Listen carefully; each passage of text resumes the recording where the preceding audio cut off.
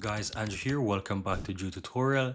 And if you're seeing the channel for the first time, special welcome to you. And in this video, I'm going to show you how to change a language in your small PDF account.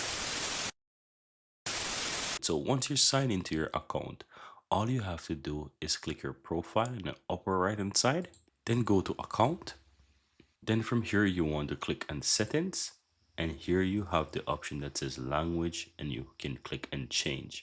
Now, once you click in that, you will be able to change the language. So as you can see, I have English selected and I can choose a different language, for example, Espanol. Now, once I click in that, you can see that it's now changed to Spanish.